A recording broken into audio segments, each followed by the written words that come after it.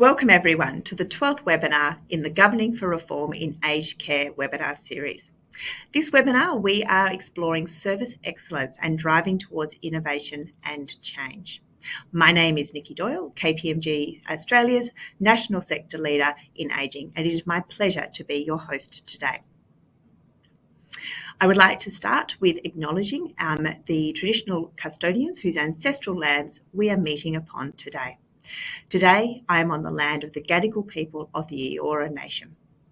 We pay our respects to elders past, present and emerging. We acknowledge the deep feelings of attachment and relationship of Aboriginal and Torres Strait Islander people to country, and we also pay respects to the cultural authority of Aboriginal and Torres Strait Islander people attending from other areas of Australia. Leaders play a pivotal role in steering the focus and direction of an organisation. Organisational culture, the expectations and motivations of the workforce, the satisfaction of older Australians, all stem from our ability to lead the development of highly functional and cohesive workplaces. When it comes to the quality and safety of aged care, a leader holds an inherent responsibility to enable the systemic shift needed to transition towards a mindset of innovation, growth and leadership. Prioritising a focus on service excellence that delivers tailored care designed with the wants and needs of older Australians in mind, whilst operating in a fiscally constrained and resource-intensive environment is a challenge. For today's webinar, we are joined by Anne Sherry, Cameron Holland and Elizabeth Drozd, all of whom I am very excited to have the opportunity to talk to, and I'll introduce each of them formally in a short while. The overall aim of the discussion today is to explore the role that executive leaders and governing body members have in leading this shift in mindset and drive towards service excellence within the aged care sector. Before we get started, I'm conscious that while many of you joining us today have been participating in the program for some time, others may be quite new to Governing for Reform in Aged Care and wondering what it is all about. So if you're here for the first time, welcome to the program. As a registered program participant, if you head to the Governing for Reform in Aged Care website, you will have access to a range of resources that we shared prior to this event, as well as many, many others. Some of the resources that are relevant to today's webinar that you might like to explore, including online learning modules looking at leading transformation and customers at the centre of care. We have got governance toolkit chapters on consumer and stakeholder engagement. We also have another online module looking at continuous improvement.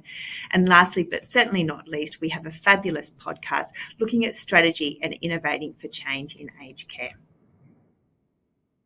You will also find recordings from all of our previous webinars and information about other opportunities to get involved with learning within the program, including workshops.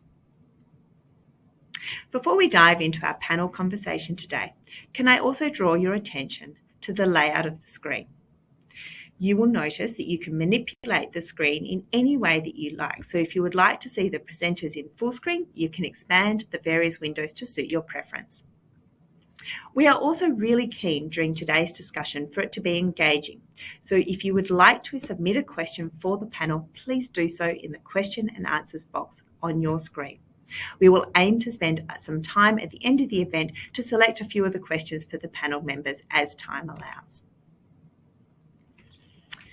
So finally, I would like to introduce today's panel members, and it's my absolute pleasure to have each of these three panelists join me today. First of all, I would like to introduce to you Anne Sherry. So Anne was appointed as the Chair and Non-Executive Director of the Enaro Group on the 1st of January 2020. Anne is a recognised business leader in Australia and who is currently a Director of ASX-listed National Australia Bank, Chair of its Customer Committee and a member of its Remuneration Committee.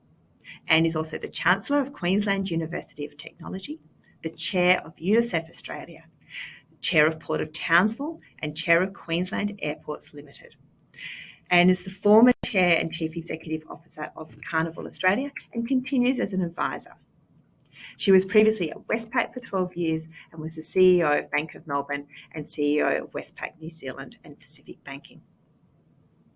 In 2015, Anne was named the overall winner of the AFR 100 Women of Influence for her corporate leadership and achievements in promoting diversity and female representation across a variety of sectors during her 30-year career. So, Anne, very much welcome to today's event, and we are looking forward to really being able to understand from your experiences what we can learn from that from an aged care perspective. Next, it's my great pleasure to introduce Cameron Holland. So Cameron joined the New Zealand listed retirement village and aged care operator Ryman Healthcare in April 2021. So Ryman has 41 integrated villages across both Australia and New Zealand, with 12 in development and more planned. Cameron previously held senior roles across the aged care, retirement living and home care businesses at Australian Unity. Cameron has also held senior positions at Jetstar Airways and Lonely Planet Publications, and most recently was the CEO and Director of Luxury Escapes. And last but certainly not least, I would like to introduce to you Elizabeth Drotz. So since 1991, Elizabeth has been working in the community services and local government sectors. Elizabeth was a Victorian Multicultural Commissioner from 2008 to 2015. She is currently Australian Multicultural Community Services Chief Executive Officer and a board member of the Western Region Aged Care Public Fund, which is a charity. In 2022, Elizabeth won the Leading Aged Services Australia's Executive Leader Award for her long history in providing access to people with language barriers, training and advocacy to support the vulnerable in our community and champion anti-ageism. In 2023, she received the Medal of the Order of Australia for her service to the Polish and multicultural communities of Australia. So a very big welcome to all three of our panellists. I'm delighted to have each of you here today and looking forward to your insights around service excellence. So in terms of questions, my opening question to each of you is, within the aged care context, what does the concept of service excellence mean to you? And Cameron, I might start with you and then go to Elizabeth, and then finally, Anne, interested in your perspectives from your outside viewpoint in. Sure. Thank you and welcome, everybody. Thanks for joining us. So I think from my perspective, service excellence really in the aged care setting for me is getting the balance right between two often competing requirements. One, which is, of course, keeping people alive, healthy, safe and well. And then the other one is really about a quality of life in the last couple of years of their lives. And often those two can conflict, unfortunately. In very much a sort of government-controlled and compliance-led industry, and one that is, we're critically worried about the health and well-being of our residents, often the compliance or the health and safety angle can dominate conversations. The clinical governance requirements can dominate the conversations, and that can mean in a removal of, or a lessening of some of the freedoms or the activities that residents could do in their own homes or in their private life before they enter the facility. So getting the balance right between those two things, I think, is paramount, and definitely in future has become much more consumer focused in the industry as a whole. There will be a bias towards service excellence and that quality of life dominating those conversations. And I think, from executive leaders through governing bodies and government agencies, everyone will need to adjust to that new reality, particularly as new demographics of baby boomers come through. Fantastic. Elizabeth, can I start with your opening thoughts?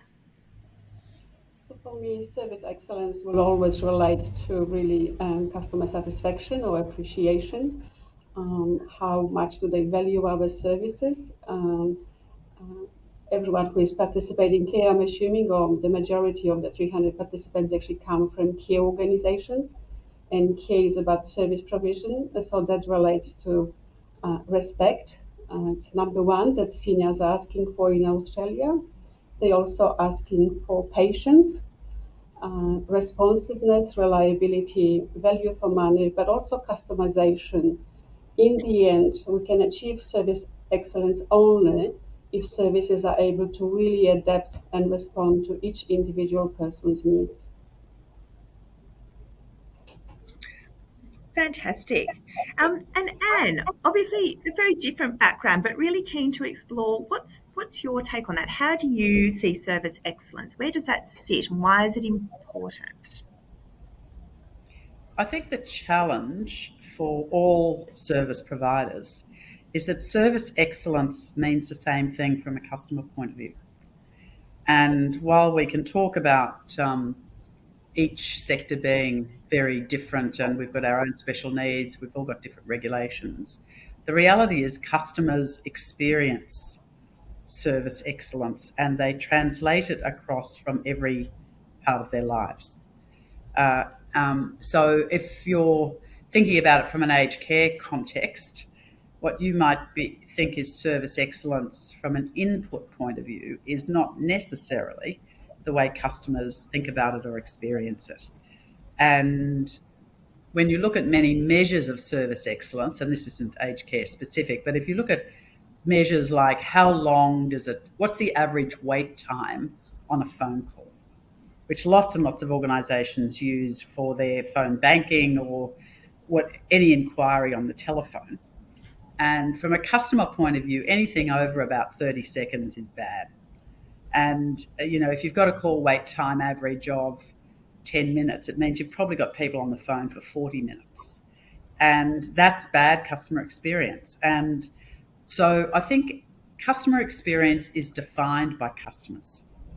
It's not necessarily defined by organisations. However, organisations can be clear about expectations, which I think in many organisations we're sort of frightened to do. We say nothing and hope people are happy with what we've got or what we give them, as opposed to whatever you're paying. If I use a cruise example, your cruise fare includes this, but actually it doesn't include this.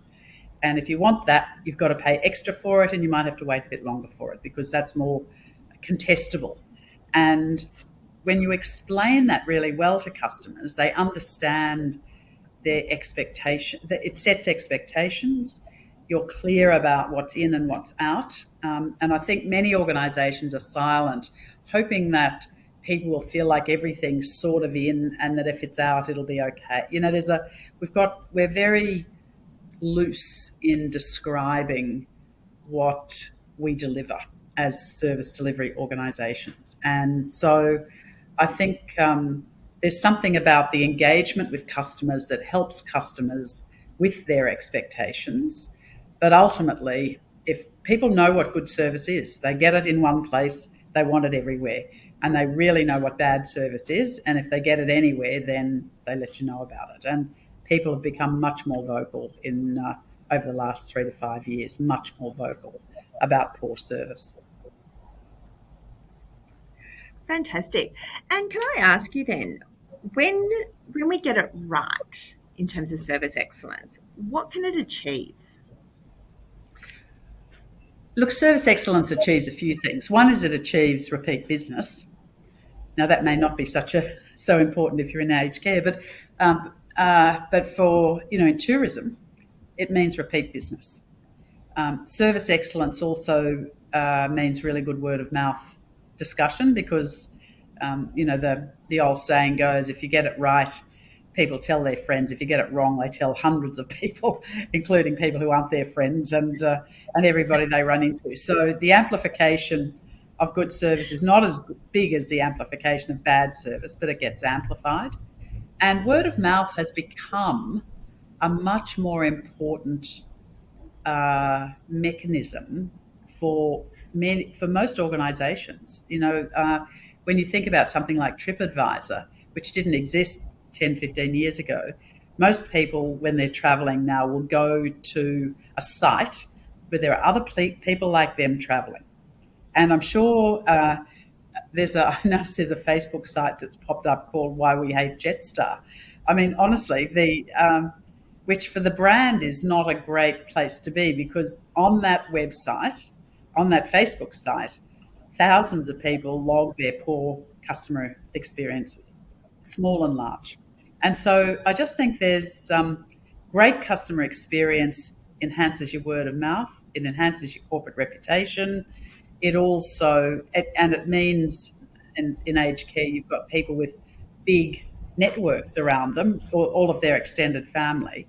It means that those people speak well of you, as well as the people who are under your care. Fantastic. Thanks, Anne. Cameron, interested in your perspective, when we get service excellence right, building on what Anne has said, what happens when we actually achieve that? What are some of those different, as talked about the customer perspective, but are there other things that also happen? Yeah, definitely. I think word of mouth is very strong a strong driver in the aged care sector. Obviously not for repeat customers, but for any new customers or residents, but particularly for their families as well. And word does get around. One of the couple of drivers of success in aged care, of course, is occupancy. Residential aged care occupancy is very important to make sure you're, as a business, we're operating, an operation that is actually sustainable, and that occupancy will only be driven by a strong word of mouth and good reputation in the market. In the Ryman's context, however, it's probably got another step which I quite like as our model, in that because we have an integrated living offering, our customers come in earlier at the retirement living stage, and they will not come into a retirement living community if they cannot see high quality care outcomes at the other end. For me, that changed the whole dynamic from a punitive sort of clinical approach and governance approach to you must do well in aged care, to much more of a self-driven, aligned incentive model, which is if we don't provide high quality care at that end, or great customer service or service excellence per se, then we won't get customers in the front door ever. And so for us, it's a much higher imperative that we get that right, not just from a clinical safety and governance model, but from a service excellence, quality of facilities, activities, all of it. And for that reason, I think our model is definitely aligned in that sort of innovative way to get that right. What I find, though, having worked outside of care before, is, including at Jetstar, and had to deal with that website, is that there is a very much, the aged care sector has come out of really 30, 40 years ago, the hospital system and hospital bed avoidance. And nobody wants to go to a hospital bed and look forward to the wonderful food. But that's sort of the environment that the industry was born out of. And so it's had a very strict, not say overly, but a very rigid governance procedure about what funding can be applied to, what you can charge residents, what you can't, how the rooms are built, all the standards, everything is very, very controlled. So doing any flexible manoeuvring within that is quite difficult to improve service excellence above and beyond what is mandated through the regulations. However, there has been quite a shift in the last year, I guess, with the new reforms coming through, not just through the AN-ACC funding, but the star rating system and a new approach to clinical quality governance, which I think has gone in a direction that's quite positive. In that, particularly in the star rating system, what they're doing a lot more of now is third-party assessment or government agency-led assessments and questionnaires of residents, and actually asking them, what do you think? Moving away from the box-ticking exercise of, have you filled out the right, or has your operator filled out the right form today? And more of how do you like your experience within this building, and is your operator doing a good job for you? And I think that's really telling, because while the rest of the world has dealt with customer surveys and continual feedback and really listening to residents or customers' needs on an ongoing basis, it is still relatively new to, I think, most operators in the aged care sector. Not that operators don't do it, but with a specific lens to how does that drive service excellence and how do we get the balance right between clinical outcomes and a really high quality of life. It's still sort of emerging as a concept. I think most operators will now be pushed into having to do that, and which is a good thing, much more formally, more regularly, and really asking residents and their families, what are we getting right and what are we getting wrong? And that has two outcomes. One is setting up the framework right to do the job every day very well, and setting expectations up front, as Anne mentioned, is crucial in that conversation. But also, what I think is more important, this is where Jetstar sometimes get it wrong, speaking from experience, is that when things go wrong, how does the operator or that clinician or the service member or the staff member in front of that client at that time deal with that problem in the best possible way? Because I think service excellence comes from, we know things are going to go wrong.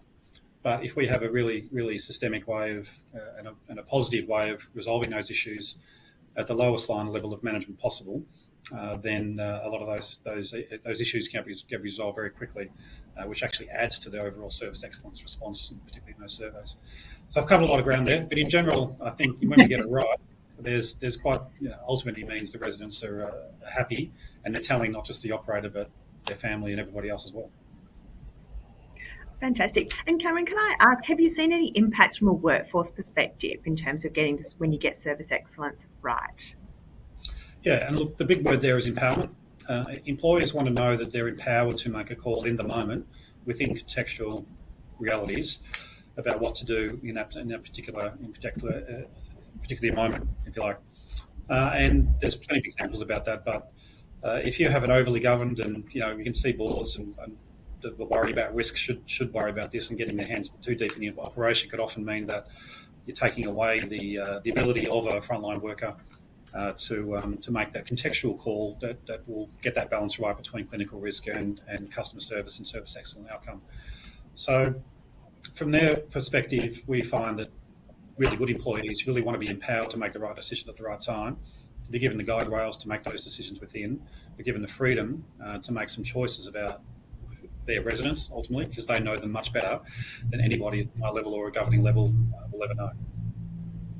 And I think if you can provide that makes a big difference from an employer brand perspective. Fantastic. Some great insights there. Anne, I might come back to you. I was really keen to start with your thoughts about, what are some of the main challenges and also areas of focus that leaders face when they're actually trying to really strive towards developing this service excellence? And also interested in your thoughts about how this might be different, having with your many different roles that you've had. How is this different if you're an executive leader versus a governing body member? Look, it's an interesting question. I think as an executive, you've obviously got clear accountability for delivery. Whereas as a governing body member, you've got to know enough about what's really going on to ask the right questions. And if I give you a couple of examples, when I was on the board of Sydney Airport, we had a sort of swathe of complaints about cleanliness actually at the airport. In the toilets and so on. We looked at our cleaning contract. Management was saying to us, we're the same as all other airports. This is how it works, blah, blah, blah. So the board decided to have a walk around and talk to customers in the airport, which clearly didn't happen that often because we frightened a few of the customers. But what we saw was, and the toilets in particular, there are really high use patterns of the public toilets, and particularly in the international terminal where 10 long haul flights arrive at the same time. Everyone rushes for the bathroom. And after that happens, the bathrooms were disgusting. And it took about 2 hours for the cleaning crews on their normal shifts to sort it out. So anybody in between did experience the bathrooms as being terrible. And so all our rational conversations were about the cost, the contract, the frequency, all of which is fine if you've got a really even pattern of people arriving at an airport, but actually you don't. And so we had to, after we saw it, we just said, well, we thought it was disgusting as well. So what do we do differently to manage the customer experience after, even partway through that sort of huge block of international flights arriving where so many people use the bathrooms? So there's something about you've got to get out and about. And similarly at NAB, in my role as the chair of the customer committee, we decided to listen into some of the calls. And when we were listening, what we heard, which when you're in it all the time, you just don't see or hear. So what we heard were very legalistic explanations of why we couldn't fix things for customers, as opposed to really listening to their issues and trying to find a solution. We had the script. People worked to scripts that had been legal to death, really. And We also heard a pattern of customer issues that nobody was picking up in the customer complaints analysis. So because we were fresh to it, I guess, we heard the calls in a very different way, and we also picked up some patterns that everybody else had just become immune to. So I just think as a director, you've got to get out and listen. You've got to get on the front foot. You've got to listen. If you see stuff that customers raise, you've got to have the conversations and test it for yourself to see if it's real or not. Fantastic. Some great observations there. And I think particularly the commentary around, the patterns that are potentially overlooked when you're hearing and you're in it every day, that sometimes it can be easy to start to ignore some of those things that are just coming through all the time. Elizabeth, can I turn to you? I'm really keen to hear your observations around the main challenges and areas of focus that leaders in aged care face when they're driving towards service excellence at the moment. And once again, also interested about how that might be different from being a board member versus being an executive leader.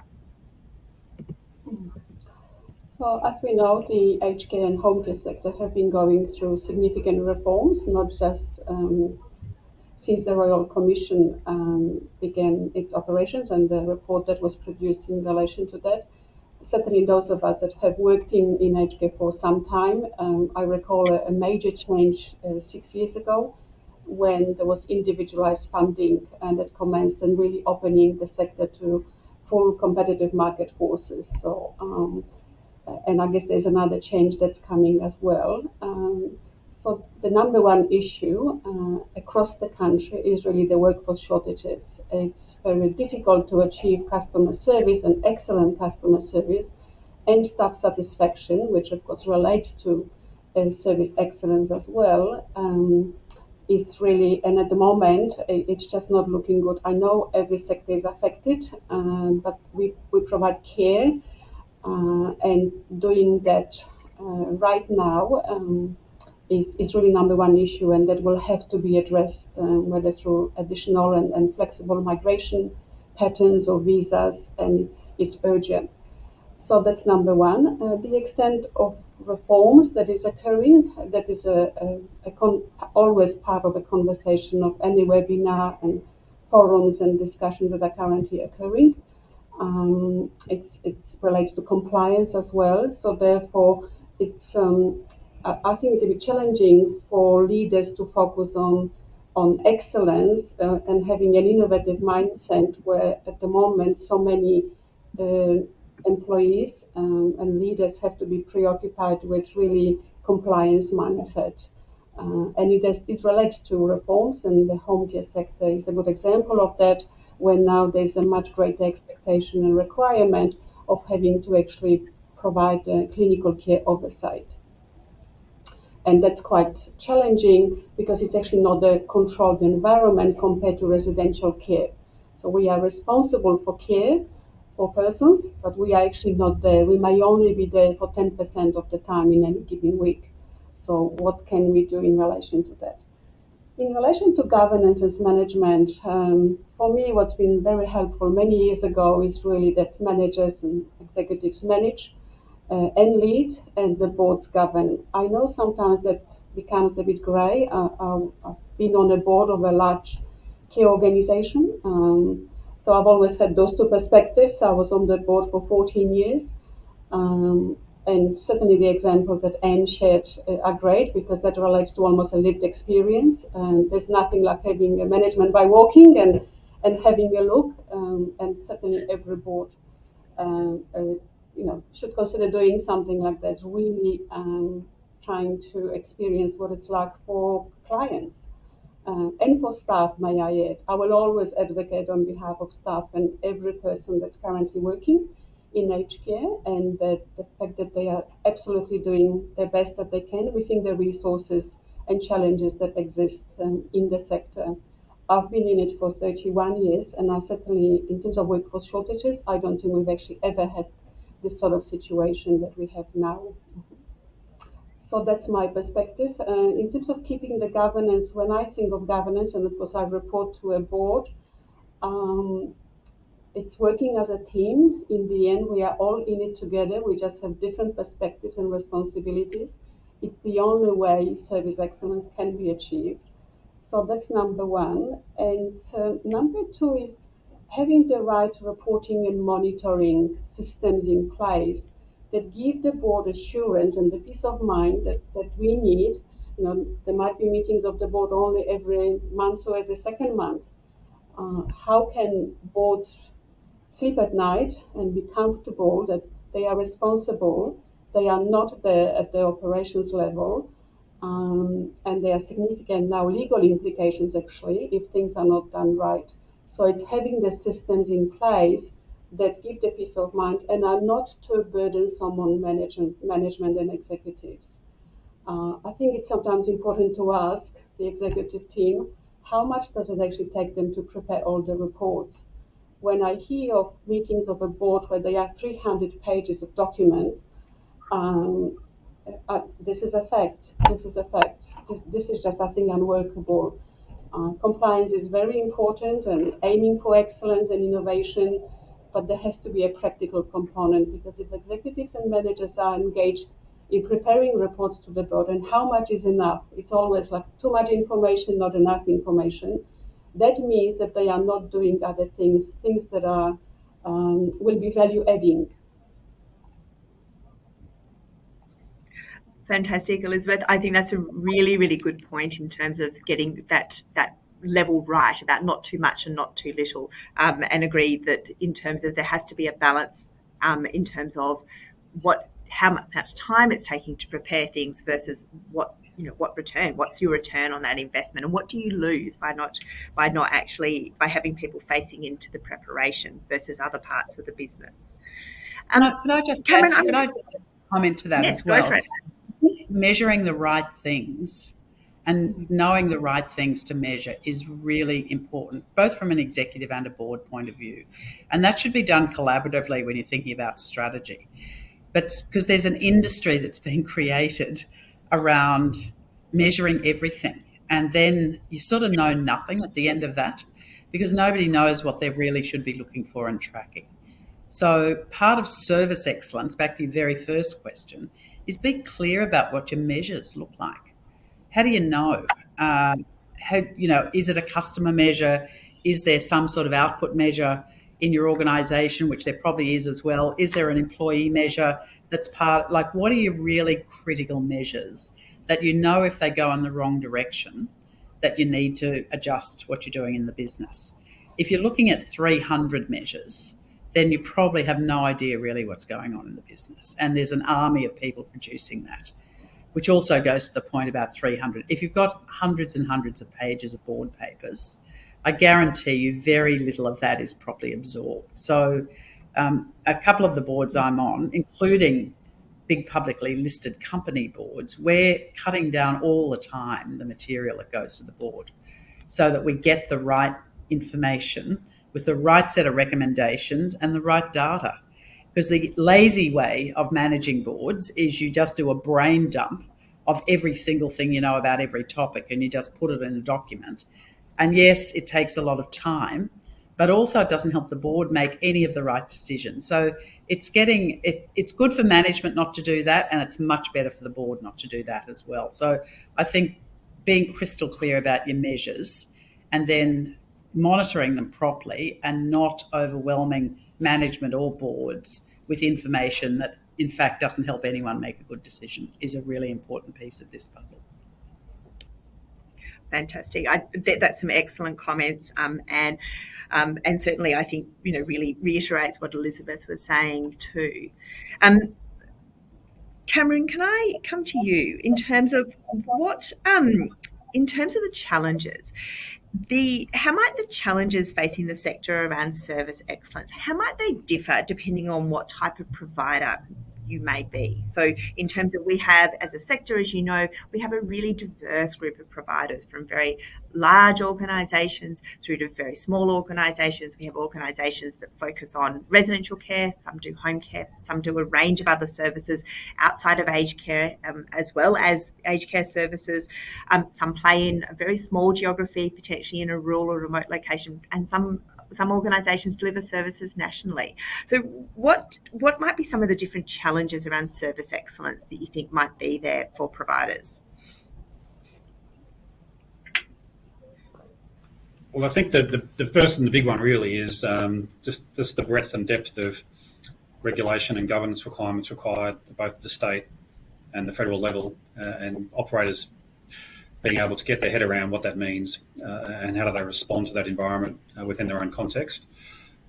For small operators, dealing with the plethora of changes that have come through in the last couple of years has been a massive overhead. We know that.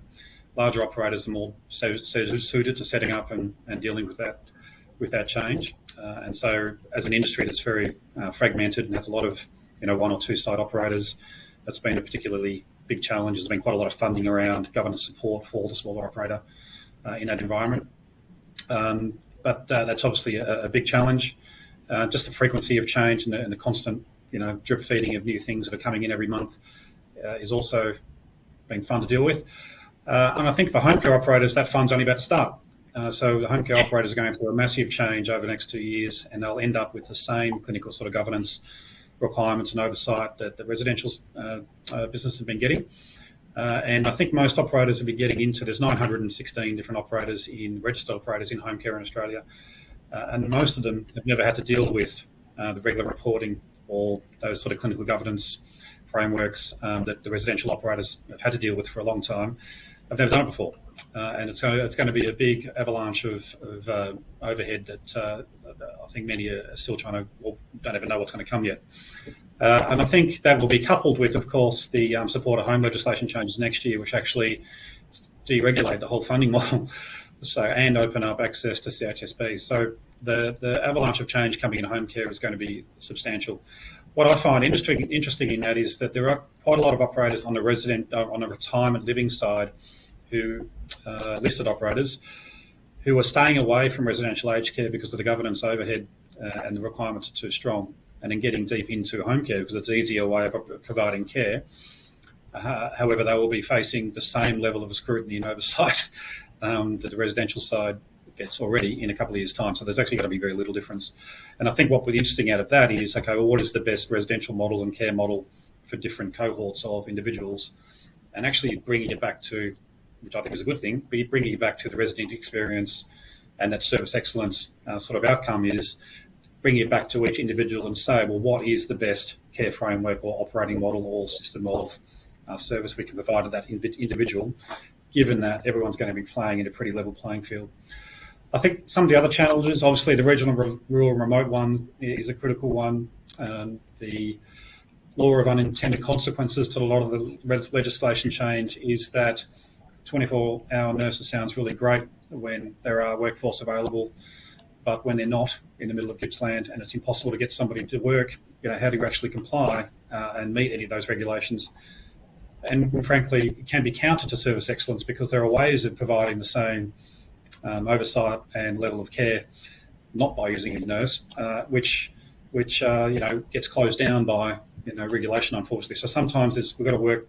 I know a lot of operators are actually working through all that in trying to do that in innovative ways that sort of skirt the edge of legislation and still be compliant, but are also being practically minded in terms of what workforce are actually available in certain locations. I used to run an Indigenous services company as part of Australian Unity, and I think one of the big challenges, of course, in when operators are dealing with diverse customer groups is ensuring that they have a voice from that customer group, a part of the governance structures.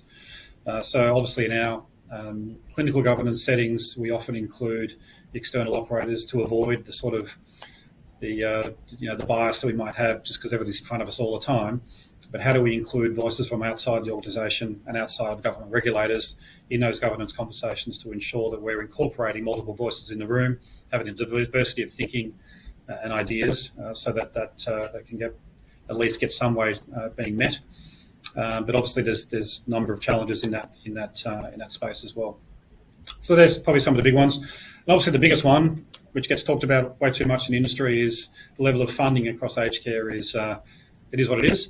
It's actually a lot more complex than just one block of funding. It's separated out into different areas. It's highly regulated. And I think as we see more baby boomers coming through the system and we will see a higher level of expectation of the service quality and not just keeping me alive level of service. And that will ultimately mean that that whole funding environment needs to change. Probably, and there were a lot of very cashed up baby boomers who actually can't spend their money in aged care because they're not regulated to, not allowed to. And I think that has to change to really lift some of the service excellence requirements that will be coming through from that cohort. And that's definitely a challenge for most operators today. Fantastic. Thanks, Cameron. Anne, I might come to you. We've talked a little bit, and Cameron opened up and talked a little bit about this in terms of having a compliance mindset. But how can we shift from that compliance mindset and then move towards driving innovation and change? Because I think that's one of the real risks we've got at the moment around aged care, and certainly both Cameron and Elizabeth have touched on that a number of times. So any insights about how we can shift from that compliance mindset to help drive innovation and change?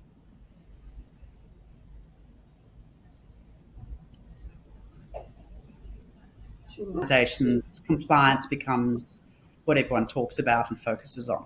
It's the way you get money. It's the way you argue your case. There's a regulation. We've got to do it. So you end up, in fact, in so many organisations in a conversation about applying the compliance requirements, and you forget about all the other stuff. So I think it's a hard issue because of the language of compliance and the anxiety, I think, of organisations being non-compliant and the impact of that. However, there are so some of it's about mindset. Being compliant and having good service don't necessarily sit at opposite ends of the spectrum. So it's more about the and conversation, not compliance or innovation, compliance or non-compliance, which is often how it's presented. It's about how do we meet our requirements and how do we deliver service excellence? How do we innovate? How do we think about the world differently? And as we've thought about that, I mean, banks are obviously a classic compliance. 90% of what we do is regulated. Probably 99% of what we do is regulated. And getting out of that as our first order conversation and thinking about, so if customers want to deal with us differently, how do we deliver that and how does it be compliant with all the other requirements, is a very different conversation to how do we comply. So I think this is, from a leadership point of view, it's about how do you drive the conversations in different ways? How do you have and comply rather than starting with compliance and then hope everything else falls out the back end of it.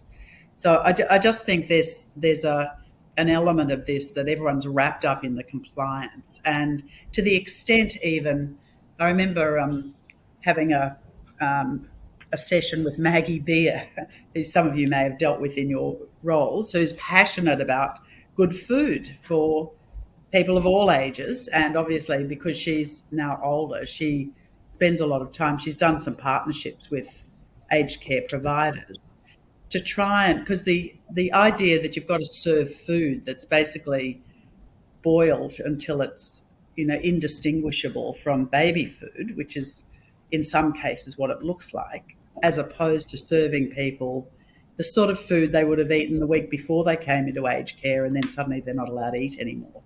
How do you find ways of not complying to the or not taking those things to their logical extreme, which is to kill taste in food so that people don't feel like eating. That doesn't feel like the right outcome of compliance.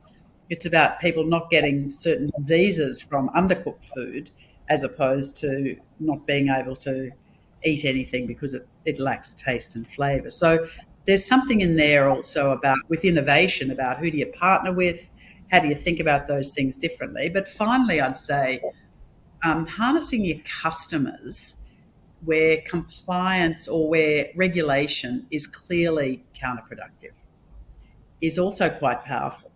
Governments are very sensitive to end users in all sorts of sectors. And in a couple of the sectors I've worked in, we've actually just harnessed the customers. So the reason this is happening for you is there is a piece of regulation that government has brought in that says we have to do this.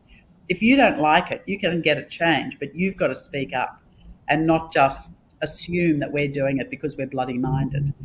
And that can be quite powerful as well. So if there's stuff that's happening that's just stupid, we talk about unintended consequences.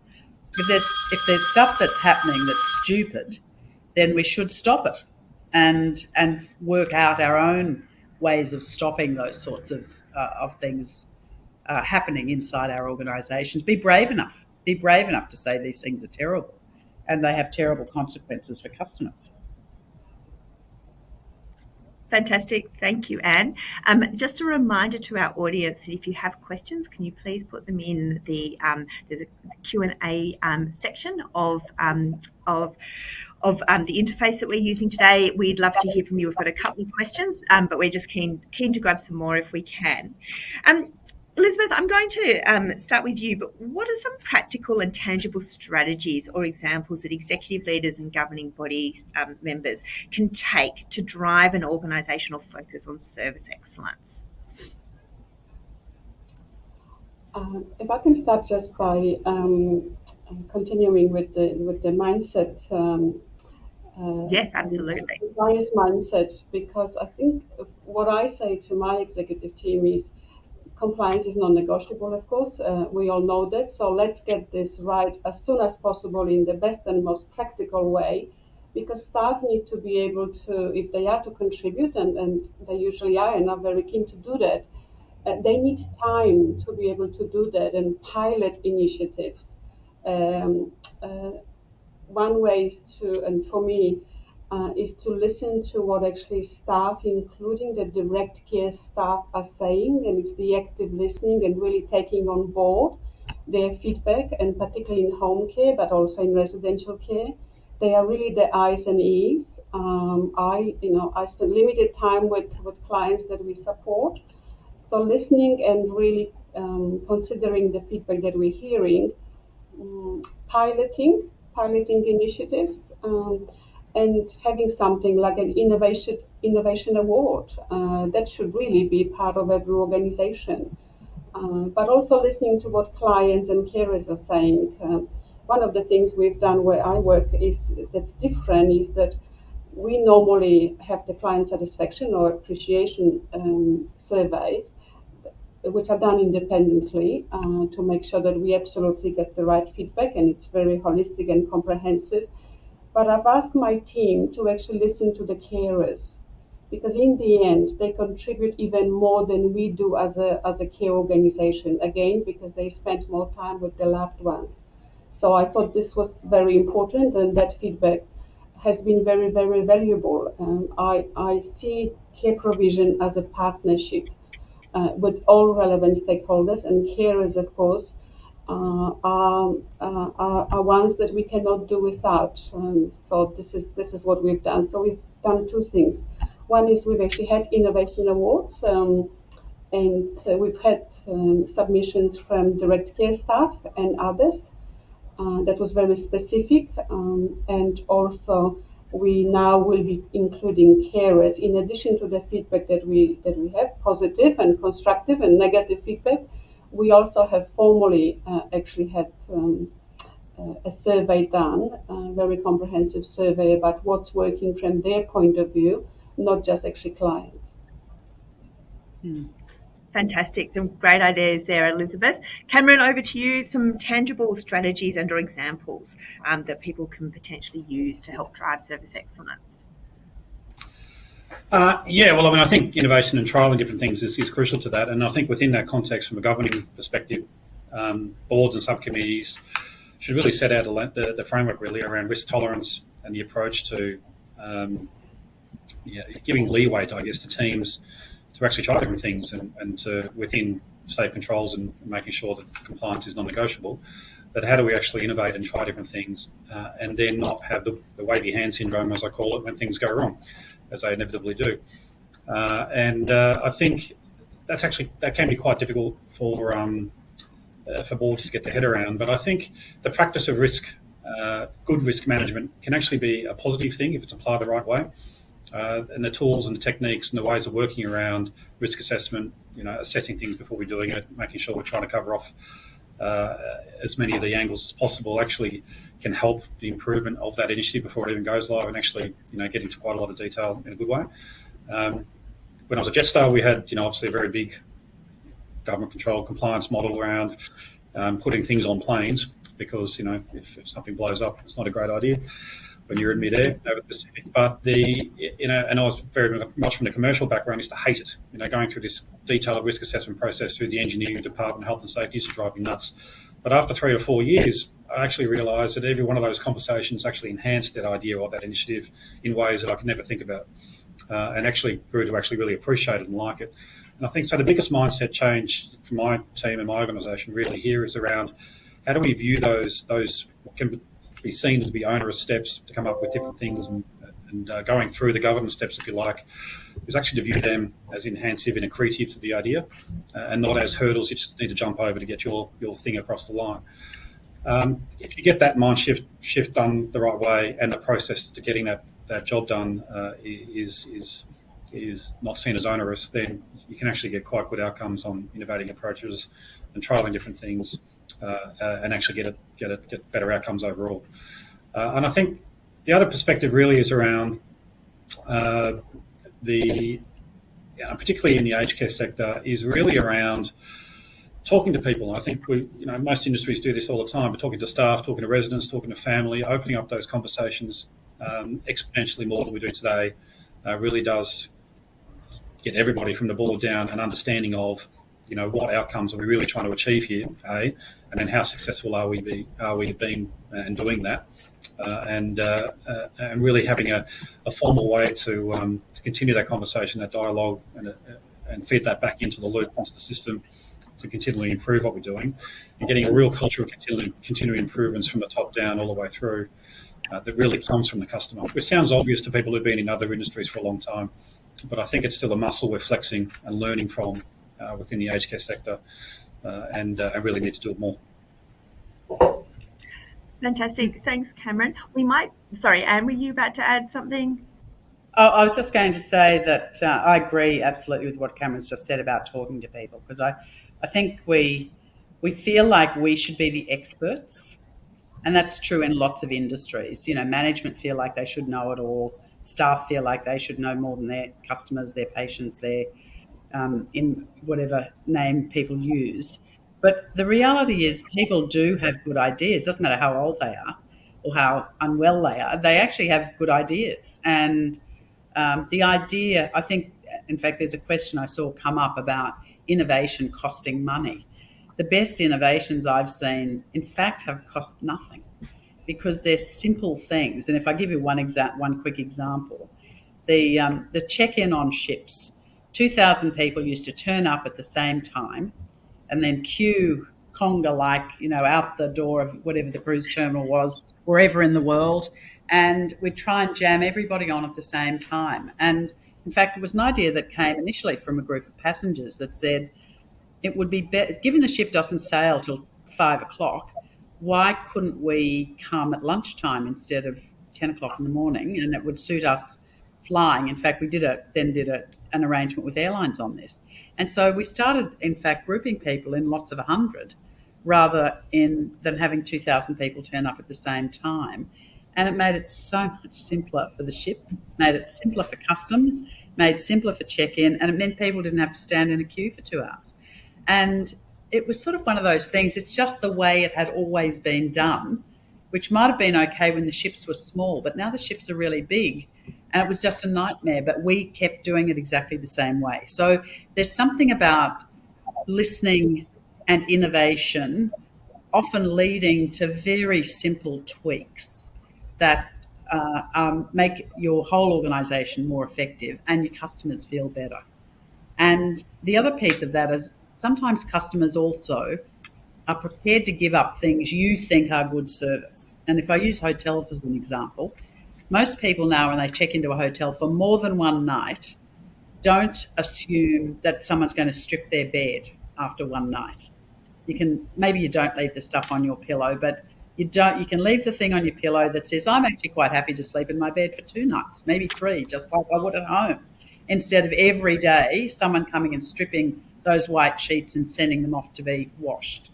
And the same with towels.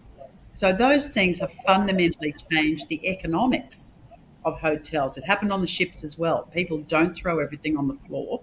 Some do, but 90% of people don't. They're happy to reuse stuff exactly as they would at home. And it was a piece of the service that they didn't particularly value. So we were giving them stuff that we thought was important. We were paying for it. It was taking up thousands of hours of staff time, and nobody actually wanted it. So I think there's a lot of that stuff that sits in everyone's system. And the best piece of innovation, and it's the same with compliance, is about unpacking those things, which often your customers will be able to tell you. That does everybody need to be woken up at the same time? Does everyone need to be fed at the same time? Does everyone need to have stuff done? Because they're your organisational pressure points as well. How do you think about those things differently? Fantastic. Thank you, Anne. Last question, just quickly, Cam, just interested in your perspectives.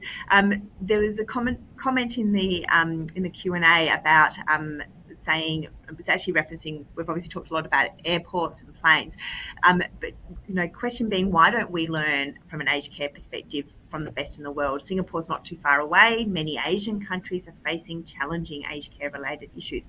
So why not study their models and improvise for local applications? So I think, Cam, very, very quickly, just interested in your thoughts about that, particularly as you as an organisation operate across New Zealand and Australia.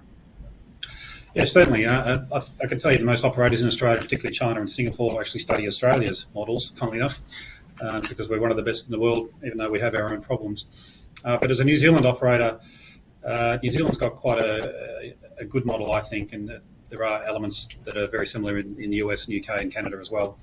But they have a continuum of care approach where they view ageing as a journey and not as a destination. And I think, which I quite like, and that being that the retirement living, aged care, service departments are all sort of a residential answer and a service model answer to the journey of ageing. And therefore, over 70% of aged care sites in New Zealand, and 100% since 10 years ago, are all co-located with retirement livage. And why that's important is because it takes away the stigma of moving to aged care and having to move out of home at the worst possible time of your life, usually after a health incident. It really removes a lot of the financial stress and family problems, and you're making a lifestyle decision much earlier in that journey, and therefore can carry it out. So I like that model. That's what we're implementing in Australia, and funnily enough, quite a lot of other operators beyond Ryman are starting to look at that journey, that ageing journey, as a continuum, and adjusting their service models to suit. And I think that's a good thing. Ultimately, none of us really want to live in, if we all had a choice tomorrow, none of us would move into aged care probably. But I think we all understand the necessary element that it brings, and we've only got an ageing demographic. It's only coming stronger and further down the pipeline, but there are many different ways to solve the problem of how do you provide the right level of care to somebody in whatever form of accommodation they're in at that moment, and how do we make sure that that's both a quality of life and a great place to live, but also clinical outcomes are met. And I think with that environment, there are different things we can learn from different countries. New Zealand's got a particular model, Canada has one, US have one, UK have one, and they're all slightly nuanced. And I think most operators are very, particularly in the aged care sector, look above the parapet and look at those things quite regularly. But I think in Australia, we actually have the luxury of having quite a good funding system. We've got a good safety net. Even though most operators whinging about the level of funding, it's a lot higher than most other countries. And I think with a couple of tweaks, we could do quite a lot of things that open up that innovation barrier even more from here and actually do even better for our customers as they come through. Fantastic. Thank you very much, Cameron. And that brings us to the conclusion of our webinar today. And I would like to say a very, very big thank you to Elizabeth, to Cameron and to Anne. Your insights have been fantastic. In particular, some of the notes that I've been taking is really, and I think it's come through really strongly, is about talk and listen to our consumers. And that's both older Australians, but also, as Elizabeth pointed out, their carers as well. And I think being able to really listen being able to talk to them and hear their ideas is probably one of the key themes that's come through in almost all of the responses to the questions today from each of our three webinar panelists.